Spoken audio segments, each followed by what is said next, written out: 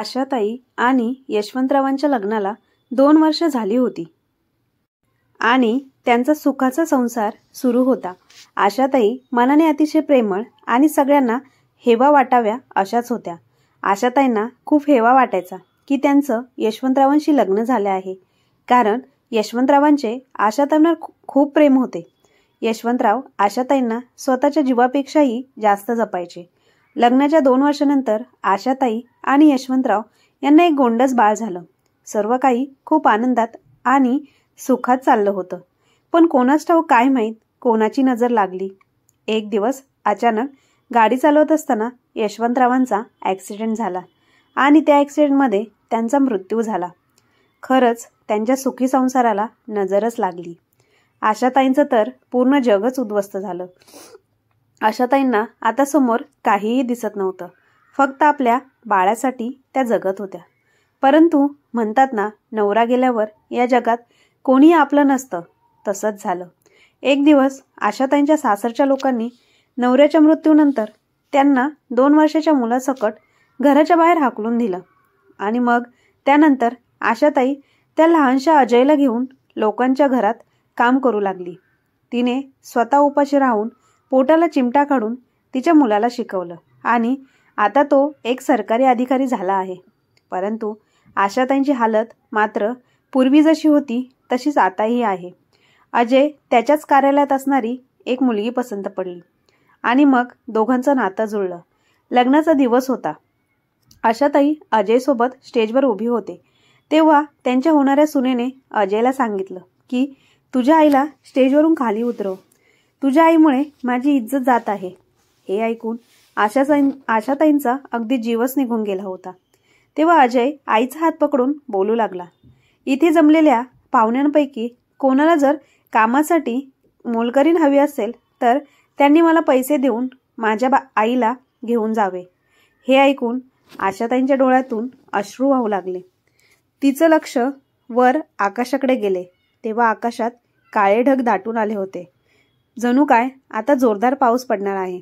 तेव्हा आशाताईंना तो दिवस आठवला जेव्हा अशा भर पावसात आशाताई तिच्या 2 वर्षाच्या अजयला उराशी कवटाळून त्या भर पावसात कुठेतरी आसरा मिळतोय का हे शोधत होत्या. आशाताई अतिशय जीव तोडून देवाला प्रार्थना करत होत्या की देवा, हा पाऊस थांबू देत. अतिशय मुसळधार पाऊस चालू होता. त्या रात्री रस्त्याच्या आसपास कोणीही त्यांच्या ओळखीचं नव्हतं. जेव्हा आशाताईंचा नवरा जिवंत होता तेव्हा त्या घरात राज्य करत होत्या आणि आज त्याच घरातून त्यांना धक्केबुक्के मारून घरातून बाहेर हाकलून दिलं, ते पण पतीच्या निधनानंतर. आशाताई रस्त्याच्या कडेला फुटपाथवर बसून रडत होत्या की अचानक ढगांच्या कडकडण्याने अजयला जाग आली. लहानसं ते 2 वर्षाचं बाळ घाबरून गेलं आणि रडू लागला. तेव्हा आशाताईंनी अजयला त्याच्या उराशी लावलं. पाऊस आणि वादळ एवढं भयानक होतं की आशाताईंसमोर कोणताही पर्याय शिल्लक राहिला नाही. हा जोरदार पाऊस जणू आशाताईंची परीक्षाच घेत होता आणि जवळ 2 वर्षांचं बाळ होतं. त्या करणार तरी काय होत्या? त्यांनी त्यांच्याजवळ असलेल्या चादरीमध्ये अजयला झाकून घेतलं आणि त्यानंतर स्वतः रस्त्याच्या कडेला फुटपाथवरती अशी जागा शोधू लागल्या जिथे त्यांचं आणि रोहितचं पाण्यापासून रक्षण होईल. परंतु तिथे असा कोणताच आसरा नव्हता. श्रावण महिन्यातला पाऊस होता. पावसासोबत हवेमध्ये प्रचंड गारवा होता आणि त्या गारवामुळे जणू काय आशाताईंचे रक्त गोठत चालले होते. आशाताई पूर्ण भिजल्या होत्या आणि अजय देखील खूप घाबरला होता. पावसाच्या पाण्याने ओले झाल्यामुळे ते दोघेही थरथर कापत होते. अजय त्या बोबड्या भाषेत आशाताईंसोबत बोलत होता. आई, आपल्याला घरी जायचं नाही का गं? आई, चल ना आपल्या घरी. मला इथे खूप थंडी वाजते. आशाताईंचा संयम जणू आता तुटलाच होता. त्या मोठ्याने रडू लागल्या आणि बोलू लागल्या, आता आपल्याला कोणाचेच घर नाही बाळा. मी तुला कुठे घेऊन जाऊ? जे आपले घर होते तिथून आपल्याला आपल्याच लोकांनी हाकलवून दिलं आहे आणि आपल्याला आता आसऱ्यासाठी कोणतीही जागा नाही. त्या इवल्याशा जीवाला हे काही समजलेच नाही. समजणार तरी कसे होते म्हणा. आशाताईंनी चारी बाजूकडे नजर फिरवली आणि त्यांना फक्त सुनसान रस्ता आणि काळीकुट्ट रात्रच दिसत होती. दूर दूरपर्यंत त्यांना मदत करणारं कोणीच असं दिसत नव्हतं. मग त्यांनी खूप धाडसाने निर्णय घेतला. पुन्हा सासरी जायचं. आपल्या बाळासाठी निर्लज्जपणे त्यांचा दरवाजा ठोठवायचा. वेगाने पावले उचलत त्या त्यांच्या सासरी पोचल्या आणि मग स्वतःच्या घराच्या दरवाजात उभे राहून बोलू लागल्या, मी हात जोडते, माझ्यावर थोडी दया करा आणि दरवाजा उघडा. बाहेर खूप जोरदार पाऊस पडतोय. माझा मुलगा आजारी पडेल. मी तुमच्या घरची इज्जत आहे, या घरची सून आहे. माझा नाही, पण निदान माझ्या मुलाकडे तरी बघा. तो या घरचा वारसदार आहे. मी एक परकी आहे, परंतु माझा मुलगा तर तुमच्याच रक्ताचा आहे ना. अजय तुमच्या भावाचाच मुलगा आहे, तुमचा भाचा आहे. मला फक्त एक रात्र राहू द्या. परंतु आशाताईंच्या त्या निर्दयी 2 दिरांना जरा देखील पाजर फुटला नाही. त्यांना जरा देखील आशाताईंच्या परिस्थितीवर दया आली नाही. आशाताईंचे सासू सासरे आता जिवंत नव्हते. 3 भाऊ होते आणि त्यांचे घरही 3 मजली होते. ते घरही तिन्ही भावांच्या नावावर होते. परंतु आशाताईंच्या नवऱ्याच्या मृत्यूनंतर त्यांच्या नवऱ्याच्या नावावर जे काही होतं त्यावर देखील त्या दोन्ही भावांनी हक्क दाखवला होता. जी काही आशाताईंच्या नवऱ्याची प्रॉपर्टी होती त्या सगळ्यावरती त्यांनी कब्जा केला होता. त्यांना माहिती होतं की आशाताई आता एक लाचार स्त्री आहे. ती आमचा मुकाबला कसा करणार. दोन्ही जावा देखील अगदी निर्दयी होत्या. आशाताई घराचा दरवाजा जोरजोरात वाजवत होती. रडत ती विनंती करत होती. परंतु दगडाच्या काळजाच्या लोकांना आशाताईंवरती थोडीसुद्धा दया आली नाही. त्यांनी दरवाजा उघडला नाही. अजय जोरजोरात रडत होता आणि थंडीने अगदी कुडकुडत होता. आशाताईंनी आसपासच्या शेजारच्या लोकांचे देखील दरवाजे वाजवले, परंतु कोणीही तिच्या मदतीसाठी बाहेर आले नाही. ती बिचारी तशाच परिस्थितीत इकडे तिकडे रस्त्यावर फिरत राहिली. त्यानंतर थोड्या अंतरावर तिला स्मशानभूमी दिसली. तिथे कोणीही नव्हतं. स्मशानभूमी खूप जुनी होती, परंतु आता आशाताईंजवळ दुसरा कोणताच पर्याय नव्हता. त्यामुळे त्या मुलाला घेऊन त्या स्मशानभूमीजवळ जाऊ लागल्या. जसे आशाताई स्मशानभूमीमध्ये गेल्या, तिथे पत्र्याच्या शेडखाली मुलाला घेऊन बसल्या. परंतु भीतीने त्यांचे हृदय जोरजोरात धडधड करत होते. परंतु त्या आता मजबूर झाल्या होत्या. त्यांच्याकडे दुसरा कोणताच पर्याय नव्हता. त्यांच्या डोळ्यातून फक्त अश्रू बाहेर पडत होते. त्यातल्या एका खांबाचा आधार घेऊन त्या टेकून बसून राहिल्या आणि मग अजयकडे पाहिलं तर अजय पूर्णपणे भिजला होता. त्याचे कपडे पूर्ण भिजले होते. तो थंडीने कुडकुडत होता. त्याची ती अवस्था पाहून आईचं काळीज पिळून निघालं होतं. परंतु त्या स्मशानभूमीमध्ये शेजारी पत्र्याची शेड असल्यामुळे पाऊस आता अजयपर्यंत येत नव्हता. आशाताईंनी त्यांच्याजवळ असलेल्या चादरीला घट्ट पिळलं आणि जोरात झटकलं आणि मग पुन्हा एकदा अजयला त्यामध्ये गुंडाळलं आणि स्वतःच्या उराशी कवटाळलं. थोड्या वेळानंतर पाऊस थांबला. अजय देखील आईच्या कुशीत असल्यामुळे झोपून गेला होता. सकाळ झाली तेव्हा अजयला आशाताई कुशीत घेऊन तशाच स्मशानभूमीतून बाहेर निघाल्या. आशाताई दिवसभर लोकांचे दरवाजे वाजवून त्यांच्याकडून मदत मागत होत्या. त्यांच्याकडून काहीतरी काम नोकरी मागत होत्या, जेणेकरून त्यांना एक आसरा मिळेल आणि सोबतच काहीतरी काम करून त्या त्यांच्या मुलाचे पोट देखील भरू शकतील. आशाताई एक अनाथ मुलगी होत्या. माहेरी त्यांचं तिच्या काकांनी सांभाळ केला होता.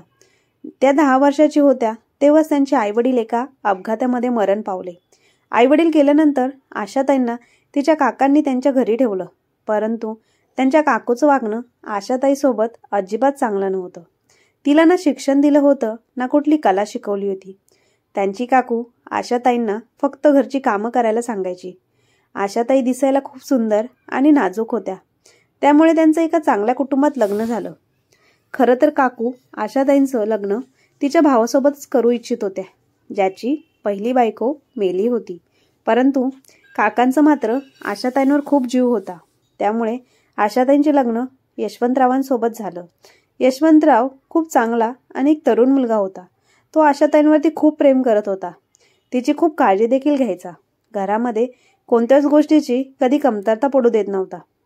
त्यांच्याकडे खूप अशी काही श्रीमंती नव्हती, परंतु आर्थिक तंगी देखील नव्हती. आशाताईंचा संसार खूप सुखात चालू होता. परंतु एके दिवशी कार ॲक्सिडेंटमध्ये यशवंतरावांचा मृत्यू झाला आणि तो अपघात त्यांच्या जीवावरती बेतला. यशवंतराव हे जग सोडून निघून गेले. त्यानंतर आशाताईंचं आयुष्य जणू उद्ध्वस्त झालं होतं. आशाताई त्यांच्या इतर 2 जाऊबाईंपेक्षा दिसायला खूप सुंदर होत्या. त्यामुळे त्या जाऊबाईंना वाटू लागलं की जर ही घरात राहिली तर कदाचित ही आपल्याच नवऱ्यांना आपल्यापासून दूर करेल. कदाचित असे होऊ शकतं की या सुंदर मुलीला बघून त्यांचे नवरे तिच्या मागे लागतील आणि मग आपल्याला घटस्फोट देऊन आपल्याच घरातून हाकलून लावतील. आशाताईंसोबत लग्न करतील. त्यामुळेच त्या दोघींनी आपापल्या नवऱ्यांना आशाताईंविरुद्ध भडकवलं आणि मग तिला घरातून बाहेर हाकलवून लावलं. जावांनी त्यांच्या नवऱ्याला भडकवून सांगितलं की ही आपल्या घरावर कब्जा करेल, सोबत तिच्या मुलाला देखील आपल्याला सांभाळायला लागेल. ते आपल्यावर एक ओझं बनून राहतील. एवढ्या महागाईच्या जमान्यात आपल्यालाच भागत नाही. त्यात त्या दोघांचा सांभाळ कसा करायचा, असं काहीही सांगून त्यांच्या नवऱ्याच्या मनात आशाताईंविरुद्ध त्यांनी राग निर्माण केला. नवरे देखील बायकांच्या शब्दांच्या पुढे नव्हते. सोबतच ते लालची देखील होते. त्यांनी विचार केला की जर आशाताईंना आपण या घरातून हाकलून दिलं तर पूर्ण एक मजला आपल्या नावावर होईल. त्यामुळे त्यांनी त्याच वेळेला आशाताईंवरती खोटे आरोप करून त्यांना घरातून हाकलून लावलं. 2 दिवस आशाताई उपाशी तापाशी स्वतःसाठी काम शोधत इकडे तिकडे फिरत होत्या. परंतु कोणीही त्यांना कामावर ठेवण्यास तयार नव्हतं. भुकेने व्यापूळ झालेल्या अजयला घेऊन त्या एका फळगाडीवर जाऊन पोहोचल्या. अजय जोरजोरात रडत होता. भुकेने त्याची अवस्था देखील खूपच वाईट झाली होती आणि अजयची अवस्था पाहून आशाताईंचे हृदय मात्र तिळतिळ तुटत होते. तिने त्या फळवाल्याकडे हात जोडून विनंती केली आणि बोलू लागली, तुमच्या फळांमध्ये जर काही जुनी फळे असतील तर ती जुनी फळे माझ्या मुलाला द्या, जेणेकरून मी माझ्या मुलाचे पोट भरू शकेल. परंतु त्या फळवाल्याने त्यांना हाकलावून लावलं. आशाताईंच्या डोळ्यातून अश्रू व्हावू लागले. त्याच वेळेला अचानक आशाताईंजवळ एक गाडी उभी राहिली. गाडीची काच उघडली गेली तेव्हा त्यामध्ये 50 वर्षाची बाई बसली होती. तिने तिच्या पर्समधून 100 रुपये काढले आणि आशाताईंकडे दिले आणि बोलू लागली, या पैशातून स्वतःच्या मुलासाठी काहीतरी खरेदी कर. ती बाई खूप वेळापासून आशाताईंना पाहत होती की त्या कशा प्रकारे स्वतःच्या मुलाला वाचवण्यासाठी प्रत्येक माणसाच्या हातापाया पडत होत्या. त्यामुळे तिला आशाताईंवरती दया आली आणि तिने आशाताईंना 100 रुपये दिले. तेव्हा आशाताई म्हणाल्या, मला पैसे नको ताई, मला काहीतरी काम पाहिजे. ती बाई खूपच उदार मनाची होती. तिने आशाताईंना तिच्या गाडीमध्ये बसवलं आणि तिच्या घरी घेऊन गेली. ते घर नव्हतं तर तो एक आलिशान बंगलाच होता. ती खूपच श्रीमंत बाई होती.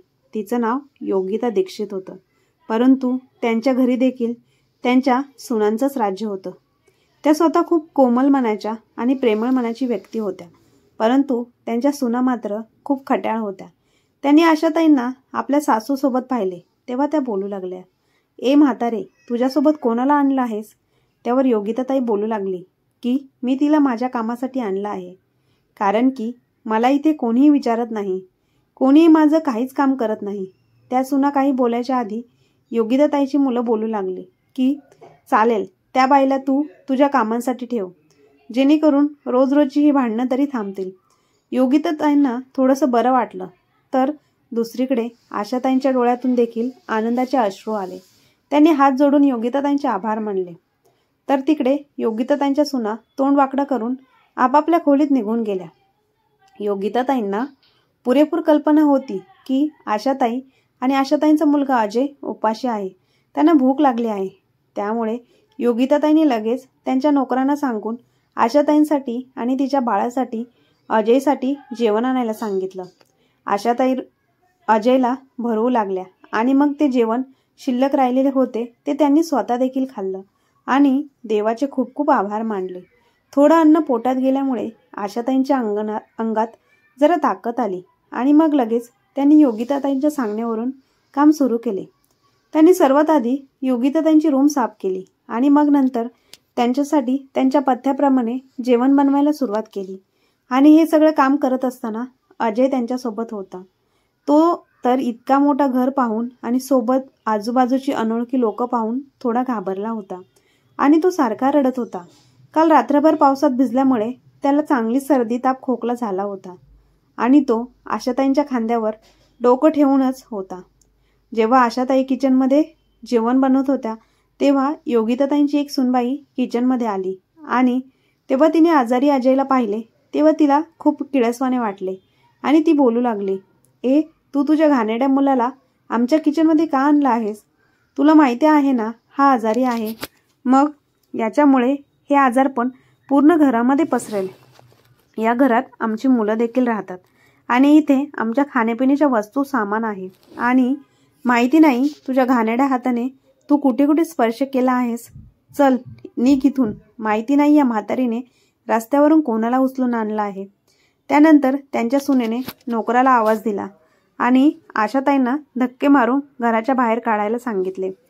हॉलमध्ये गेल्यानंतर आशाताईंनी रडत रडत योगिताताईंना आवाज दिला तेव्हा योगिताताई त्यांच्या खोलीमध्ये आराम करत होत्या.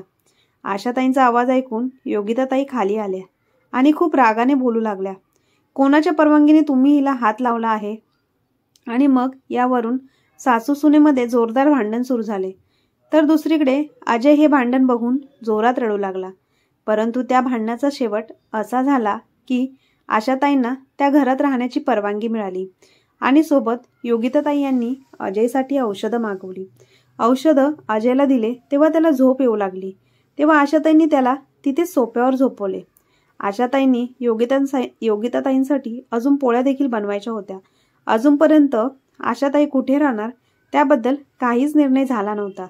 त्यामुळे तिने तिथे असलेल्या सोफ्यावरच अजयला झोपवलं.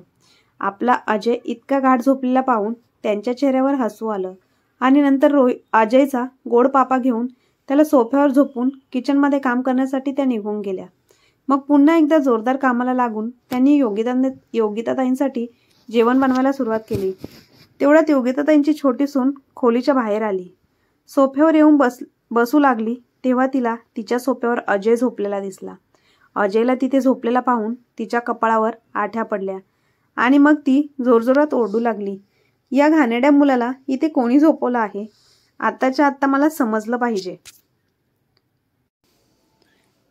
तुला माहीत नाही का हा सोफा किती महाग आहे आणि याची किंमत काय आहे? या सोफ्यावर तर आमच्या इतर नोकरांना देखील बसायची हिंमत केली नाही कधी आणि तू आल्या आल्या लगेच तुझ्या मुलाला या सोफ्यावर झोपवलंस. लाज नाही वाटत का तुला? मालकीनबाईच्या सुनेचा जोरजोरात ओरडणं ऐकून आशाताई पुन्हा एकदा किचनमधून धावतच बाहेर आल्या आणि हात जोडून त्या सुनेची माफी मागू लागल्या आणि बोलू लागल्या की माझ्या मुलाला खूप झोप आली होती त्यामुळे मी त्याला इथेच झोपवलं. तुम्ही सांगा मी माझ्या मुलाला कुठे झोपवू? तेव्हा ती रागाने बोलू लागली, झोपलाच आहे ना मग त्याला जमिनीवर झोपवायचं, कारण हीच तुमच्या लोकांची लायकी आहे. आमचा सोफा का खराब करतेस? त्यानंतर त्या सुनबाईंनी एका नोकराला बोलावलं आणि सांगितलं की हा सोफा नेऊन स्टोरूममध्ये ठेवा आणि इथे मला उद्या नवीन सोफा दिसला पाहिजे. हा तर आता या घाणेरड्या लोकांनी खराब केला आहे. सुनबाईचे बोलणे ऐकून आशाताईंना खूपच वाईट वाटलं. त्यांना तर विश्वास बसत नव्हता की कोणी माणूस इतक्या उलट्या काळजाचा कसा असू शकतो. आशाताईंनी लगेच आपल्या मुलाला उचललं आणि आपल्या कुशीत घेतलं आणि मग नाईलाजाने किचनमध्ये एका कोपऱ्यात लादीवरती झोपवलं. आशाताई काम देखील करत होत्या आणि आपल्या निरागस मुलाला लादीवरती झोपलेलं पाहून रडत देखील होत्या. अशी वेळ देखील येईल याची त्यांनी कल्पना देखील केली नव्हती. खरं तर आशाताईंच्या नवऱ्याने त्यांच्या या मुलासाठी एक खास बेड बनवून घेतला होता. त्याची गादी खूपच मऊ कापसासारखी लुसलुशीत होती.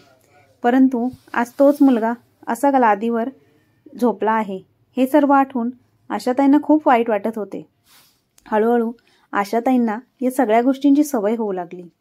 योगिताताईंनी आशाताईंसाठी एक खोली रिकामी केली होती ज्यामध्ये जमिनीवर अंथरूण टाकले गेले होते आणि मग आता आशाताई आपल्या मुलासोबत तिथेच राहू लागल्या. योगिताताईंनी अजयच्या शिक्षणाची देखील जबाबदारी घेतली आणि अजयचं त्या शाळेमध्ये ॲडमिशन केलं ज्या शाळेमध्ये त्यांचे नातू नातवंड शिकत होते. योगिताताईंचे नातवंड खूप उधळपट्टी करणारे आणि अभ्यासात एकदम ढ होते. परंतु अजय खूप मेहनत करून अभ्यास करत होता. त्याला त्याच्या आईच्या कष्टाची जाणीव होती. त्या योगिता ताईंच्या सुना आशाताईंना सतत घालून पाडून बोलायच्या, त्यांना टोमणे मारायच्या. तरी देखील आशाताई त्यांच्यासमोर मान खाली करून गप्प उभ्या राहायच्या. त्यांना एकही शब्द उलट कधीच बोलत नसायच्या. आणि हे सगळं अजयही पाहत होता. आणि त्यामुळेच त्याला आपल्या आईसाठी खूप वाईट वाटायचं. आपल्या आईसाठी त्याचं मन तिळतिळ तुटायचं. त्याने त्याच्या मनाशी पक्क केलं होतं, काही झालं तरी चालेल, मला कितीही मेहनत करावी लागली तरी चालेल, पण मी माझ्या आईला या माणसांपासून आणि त्या नोकरीपासून कायमची सुटका मिळवून देणारच. त्याच्या आईने त्याच्यासाठी खूप जास्त त्रास सहन केला होता.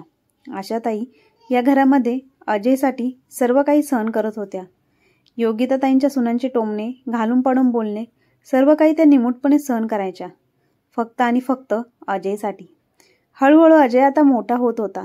अभ्यासामध्ये तो नेहमीच पहिला नंबर काढायचा आणि बक्षीस घेऊन घरी यायचा. अजयची अभ्यासातील प्रगती, त्याची आवड बघून शाळेने अजयचे शिक्षण मोफत करण्याचं कबूल केलं होतं. अजयची प्रगती पाहून आशाताई खूप खुश होत्या. परंतु योगिताताईंच्या सुना मात्र आशाताईंवर खूप जळायच्या. अशी अनेक वर्ष उलटली आणि एक दिवस योगिताताईंचा मृत्यू झाला. योगिताताईंच्या मृत्यूनंतर आशाताई पूर्णपणे एकट्या पडल्या. त्यांच्या मृत्यूनंतर आशाताई आणि अजयचे त्या घरामध्ये खूप हाल होऊ लागले. अजय आता मोठा झाला होता. तेव्हा अजय शाळेमध्ये जायचा तेव्हा योगिताताईंचे नातू त्याची खिल्ली उडवायचे आणि सर्वांना सांगायचे की हा आमच्या कामवालीचा मुलगा आहे. आणि त्यामुळे इतर सर्व मित्र देखील अजयची खिल्ली उडवायचे. परंतु ही गोष्ट त्याने कधीच घरी येऊन त्याच्या आईला सांगितली नाही. अजय वेळेच्या आधी खूप समजूतदार झाला होता. कदाचित तो जीवनाकडून खूप काही शिकला होता. तो सगळा अपमान अगदी शांतपणे सहन करायचा आणि कदाचित यामुळे तो प्रत्येक स्पर्धेमध्ये पहिला यायचा. त्याच्या आईच्या कष्टामुळेच आणि प्रार्थनेमुळेच तो आजपर्यंत इथपर्यंत पोहोचला होता. अजय चांगले शिक्षण घेऊन आज एक सरकारी अधिकारी झाला होता. योगिताताईंचे नातू तर आजही फक्त आयुष्य आरामात जगायचे, पैसे उडवायचे, जुगार खेळायचे, दारू प्यायचे, नशा करायचे. यामुळे ते खूपच बदनाम झाले होते. तर दुसरीकडे अजय खूप मेहनत करून स्वतःच्या पायावरती उभा राहिला होता आणि त्यांनी एक चांगलं नाव कमावलं होतं. तो महिन्याचे लाखो रुपये कमवू लागला होता. ज्या दिवशी अजयला नोकरी लागली होती तेव्हा जणू त्याच्या आनंदाला पारावारच उरला नव्हता. आशाताईंनी तर पूर्ण परिसरात आनंदाने पेढे वाटले होते. परंतु जेव्हा ते मिठाई योगिताताई यांच्या सुनांकडे घेऊन गेल्या तेव्हा त्यांनी तो मिठाईचा बॉक्स फेकून दिला आणि बोलू लागल्या, आम्हाला नको ती मिठाई, तूच घेऊन जा. माहिती नाही हे कसे लोक होते. ते आयुष्यभर फक्त समोरच्या माणसाचा अपमानच करत राहिले. लाखो करोडो रुपयांमध्ये खेळत राहिलेले श्रीमंत लोक होते. परंतु तरी देखील स्वतःच्या मोलकरणीच्या मुलाला यशस्वी झालेले पाहून ते लोक जळत होते. जाऊ देत असं म्हणत आशाताईंनी तो मिठाईचा बॉक्स उचलला आणि मग त्या दिवसापासून त्यांची नोकरी सोडून त्या त्यांच्या मुलासोबत एका मोठ्या घरात शिफ्ट झाल्या. आशाताई आपले आयुष्य खूप साधेपणाने जगल्या होत्या. पूर्ण आयुष्य त्यांनी खूप साधेपणातच घालवलं होतं. म्हणूनच अजयला नोकरी लागल्यानंतर देखील त्यांनी कपड्यांवर खर्च केला नाही. अजयने आशाताईंना कितीतरी वेळा सांगितले की स्वतःसाठी नवीन कपडे घे. आई, तू आता तुझं राहणीमान बदल. आता आपले दिवस बदलले आहेत. आपण श्रीमंत झालो आहोत. आपल्याला आता कोणाच्याच आधाराची काय, कोणत्याच गोष्टीची कमी नाही आहे. तू देखील इतर बायकांप्रमाणे व्यवस्थित टापटिपीत राहत जा. आणि आई, तू खुश राहत जा. शेवटी तू माझी आई आहेस. तू माझ्यासाठी खूप वाईट दिवस बघितले आहेस. परंतु आशाताई हसून म्हणायच्या, बाळा, माणसाने कधी त्याची लायकी विसरता कामा नये. मी देखील खुश आहे. मला सोने चांदीचे दागिने, महागडे कपडे याचं काहीही कौतुक नाही. आशाताई आधी होत्या तसे साधे कपडे घालायच्या आणि सोबतच डोक्यावर पदर घेऊन सगळीकडे जायच्या. अजय जिथे काम करत होता तिथे त्याला एक मुलगी पसंत पडली. ती देखील दिसायला खूप सुंदर आणि नाजूक होती. तिचं नाव पायल. पायल देखील अजयला पसंत करू लागली. दोघे एकमेकांच्या प्रेमात पडले होते. ती अजयला बोलायची, मला तुझी माझ्या वडिलांसोबत ओळख करून द्यायची आहे. तू माझ्यासोबत लग्न करशील ना? अजयला देखील काहीच प्रॉब्लेम नव्हता. परंतु तो बोलू लागला, मी माझ्या आईच्या परवानगीशिवाय काहीही करणार नाही. मी तुझी पहिल्यांदा माझ्या आईसोबत भेट करून देतो. जर तिने होकार दिला तर मग आपण आपल्या नात्याबद्दल पुढे बोलूयात. अजयचं बोलणं ऐकून अजयच्या होणाऱ्या बायकोचा चेहरा थोडा पडला आणि ती बोलू लागली, तू या जमान्यात देखील आईवडिलांच्या बोलण्याला प्राधान्य देतोस? अजय फक्त हसला. त्याने काहीच उत्तर दिलं नाही. घरी आल्यानंतर अजयने जेव्हा ही गोष्ट आईला सांगितली तेव्हा आशाताई बोलू लागल्या, मला माहीत आहे की माझ्या मुलाची पसंत ही चांगलीच असेल. आशाताईंनी देखील एक मुलगी पाहून ठेवली होती जी खूपच सुंदर आणि संस्कारी होती. ती अजयसाठी एकदम परफेक्ट होती. परंतु अजयची पसंत ऐकली तेव्हा त्यांनी स्वतःच्या पसंतीबद्दल अजयला काहीच सांगितले नाही आणि स्वतःच्या मुलाच्या आनंदात तिचा आनंद मानला. जेव्हा मुलीकडच्या घरचे लोक अजयच्या घरी आले तेव्हा अजयचं घर आणि बँक बॅलन्स बघून खूप खुश झाले, कारण ही आपली मुलगी या आलिशान घरावर राज्य करल असं त्यांना वाटू लागलं. परंतु जेव्हा त्यांनी आशाताईंना पाहिलं तेव्हा त्यांच्या मनात खूपच चलबिचल निर्माण झाली, कारण पायलचे आईवडील तर आजच्या जमान्यातले टापटिपीत आणि मॉडर्न लोक होते. पायलच्या आईच्या गळ्यात हिऱ्यांचा नेकलेस होता आणि तिने तिचे केस मोकळे सोडले होते. सोबतच चेहऱ्यावर खूप सारा मेकअप होता. ती खूप मॉडर्न बाई होती. ती तिच्या दिरासोबत आणि नवऱ्यासोबत अजयच्या घरी आली होती आणि अगदी बिनधास्तपणे त्यांच्यासमोर खुर्चीवर बसली होती. परंतु अजयच्या आईने जेव्हा त्या पायलच्या आईवडिलांना पाहिलं तेव्हा त्यांनी लगेच डोक्यावर पदर घेतला. सोबतच मान खाली करून त्यांच्यासमोर बसली. जेव्हा पायलच्या आईवडिलांनी अजयच्या आईला पाहिलं तेव्हा ते बोलू लागले की ही अजयची आई कमी आणि कामवाली जास्त वाटते. अजय देखील पायलच्या प्रेमात पूर्णपणे बुडाला होता. त्या मुलीसाठी तो काहीही करायला तयार होता. त्याचं पायलसोबत लग्न पक्क झालं. लग्न देखील ठरलं आणि लग्नाची तारीख देखील निघाली. अजयने त्या मुलीला पसंत केलं होतं. ती खूपच हट्टी आणि नखरेल मुलगी होती. ती लगेच त्याला बोलू लागली की मी पारंपरिक साडी वगैरे काही नेसणार नाही. मला आजच्या जमान्याप्रमाणे जगायला आवडतं. मला आजच्या मॉडर्न युगाप्रमाणे मॉडर्न कपडे हवेत. त्यामुळे अजयच्या आईने ज्या साड्या पसंत केल्या होत्या त्या साड्या तिने सरळ नाकारल्या आणि ती बोलू लागली की मी माझ्या आवडीचे कपडेच घेणार. अजयची आई शांत झाली आणि म्हणाली, माझ्या मुलाच्या आनंदात माझा आनंद आहे. असेच दिवस निघून गेले आणि शेवटी लग्नाचा दिवस आला. अजय आणि पायलच्या लग्नामध्ये खूप मोठे बिझनेसमॅन, श्रीमंत घरातले लोक, तसेच मंत्रालयात कामाला मोठ्या पोस्टवर असणारे लोक, राजकारणी, पुढारी आणि नामांकित कंपनीचे मालक दोघांच्या लग्नामध्ये आले होते. अजयची आई आज देखील खूप साधी कॉटनची साडी नेसून डोक्यावर पदर घेऊन लग्नामध्ये उपस्थित होती. तिथे जमलेले सर्व लोक सारखं सारखं अजयच्या आईबद्दल विचारत होते. परंतु जेव्हा त्यांना अजयची आई कोण आहे हे समजलं तेव्हा तर अगदी आव असून अजयकडे आणि त्याच्या आईकडे सर्वजण पाहायचे आणि मग येऊन अजयच्या होणाऱ्या बायकोला म्हणजेच पायलला बोलायचे, तुझी सासू तर किती गावंढळ आणि एक प्रकारची कामवालीच वाटत आहे. त्यांचे ते बोलणे ऐकून पायलला आणि तिच्या आईवडिलांना खूप अपमानित झाल्यासारखं वाटत होतं. त्यांचा खूप अपमान झाला होता सर्वांपुढे. अजयच्या होणाऱ्या बायकोचा देखील चेहरा पूर्ण पडला होता. तेव्हा अजयने त्याच्या बायकोच्या उदास चेहऱ्याकडे पाहिलं तेव्हा तो विचारू लागला, काय झालं तुला? तू नाराज दिसतेस पायल. काही झालं आहे का? ती अजयसोबत बसली होती आणि अजयसोबत प्रेमाने बोलत असल्याचे इतरांना दाखवून अजयला बोलू लागली, तुला दिसत नाही का लोक तुझ्या आईबद्दल कशा प्रकारे बोलत आहे? मी तुझ्या आईला कधीही स्वीकारणार नाही. तुझी आई एक अशी बाई आहे जी आई कमी आणि मोलकरीण जास्त वाटते. अजयने त्याच्या पायलचे हे म्हणणे जेव्हा ऐकले तेव्हा त्याला एक प्रकारचा धक्काच बसला आणि मग तो बोलू लागला, असं का? मग तुझं काय म्हणणं आहे? मी काय करू? तेव्हा पायल बोलू लागली, हे बघ, मी तुझ्यावर खूप प्रेम करते, परंतु तुझी आई माझी जबाबदारी बिलकुल नाही. ही तर खरोखर एक प्रकारे मोलकरीण वाटत आहे. तू एक काम का नाही करत? तू या मोलकरणीला काम का म्हणून देत नाहीस? इथे उपस्थित असलेले लोक खूप श्रीमंत आहेत. नक्कीच इथे उपस्थित असलेला कोणाला तरी एका मोलकरणीची गरज असेल आणि तू सर्वांना सांग की ही तुझी आई नसून एक कामवाली आहे. माझी अशी इच्छा आहे की आपला संसार सुरू होण्याच्या आधीच तू तुझ्या आईला त्या घरातून बाहेर हाकलवून लावावं. जर हे तू केलंस तर माझ्यावर तुझे खूप मोठे उपकार होतील. अजयने हे ऐकलं तेव्हा तो लगेच उठून उभा राहिला. अजयची आई स्टेज समोर खुर्चीवर बसली होती. तो त्याच्या आईचा हात पकडून तिला स्टेजवर घेऊन आला. मुलाला असं अचानक वागताना पाहून आशाताई खूपच हैराण झाल्या. सर्व लोक देखील अजय आणि त्याच्या आईकडे पाहत होते. अजय त्याच्या आईचा हात पकडून स्टेजच्या मधोमध आला आणि माईक हातात घेऊन बोलू लागला. येथे कोणाला कामवालीची गरज आहे का?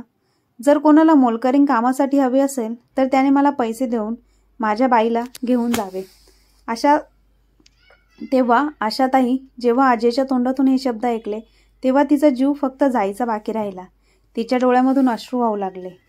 लहानपणापासून तर आत्तापर्यंत तिने जे काही हालअपेष्टा सहन केल्या होत्या त्या सर्व काही तिच्या डोळ्यासमोरून झरझर जाऊ लागल्या.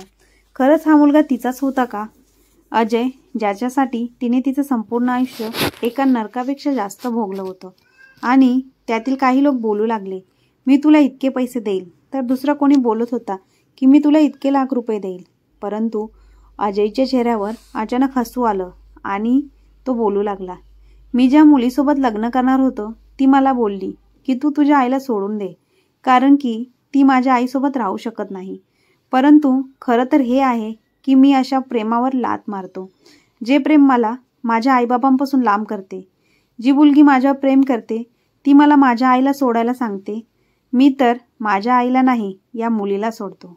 जी लग्नाच्या आधीच मला असे सल्ले देते आणि लग्नाच्या आधीच मला असं बोलत असेल आणि माझ्या आईला मोलकरीण म्हणत असेल, तर उद्या लग्न झाल्यावर मला ती काय काय करायला सांगेल.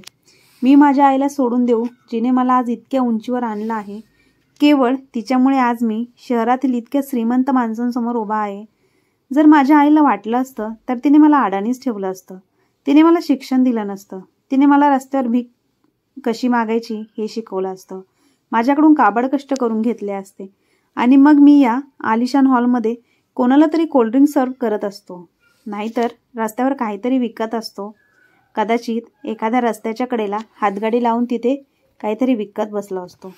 परंतु हे सगळं आज माझ्या आईच्या मेहनतीचा आणि आशीर्वादाचा परिणाम आहे. आज तिच्यामुळेच मी इथे उभा आहे. यानंतर अजय त्याच्या होणाऱ्या बायकोकडे रागाच्या नजरेने पाहत म्हणाला, मी माझ्या आईला कधीच सोडणार नाही. आणि यानंतर अजय त्याच्या आईचा हात धरून तिथून जाऊ लागला. उपस्थित पाहुणे अजयकडे आणि त्याच्या आईकडे फक्त पाहत होते. तर दुसरीकडे पायल खूप वेळाने अजयकडे माफी मागायला आली, परंतु अजयने मात्र तिला माफ केले नाही आणि तिच्यासोबतचे सगळे संबंध तोडून टाकले. त्याच्यासाठी त्याची आई सर्वस्व होती आणि खूप महत्त्वाची होती. मग काही महिन्यानंतर आशाताईंनी अजयचे लग्न तिने पसंत केलेल्या मुलीसोबत लावून दिले. ती खरंच खूप चांगली आणि संस्कारी होती आणि ती अजयच्या घराची आणि अजयच्या आईची खूप चांगल्या प्रकारे काळजी घेऊ लागली. तर मग मित्र आणि मैत्रिणींनो, तुम्हाला काय वाटतं? अजयने भर लग्नामध्ये लग्न मोडून जी मुलगी त्याच्या आईला सोडून द्यायला सांगत होती तिलाच त्याने सोडून दिलं आणि आपल्या आईची शेवटपर्यंत साथ दिली. हे योग्य केलं की अयोग्य केलं? कमेंट बॉक्समध्ये नक्की कळवा. मित्रांनो, मुलीचे सासू सासरे हे देखील कुणाचे तरी आईवडील आहेत हे नेहमी लक्षात ठेवा. आणि आजची कथा आवडली असल्यास आपल्या चॅनलला लाईक, शेअर, सबस्क्राईब नक्की करा. धन्यवाद.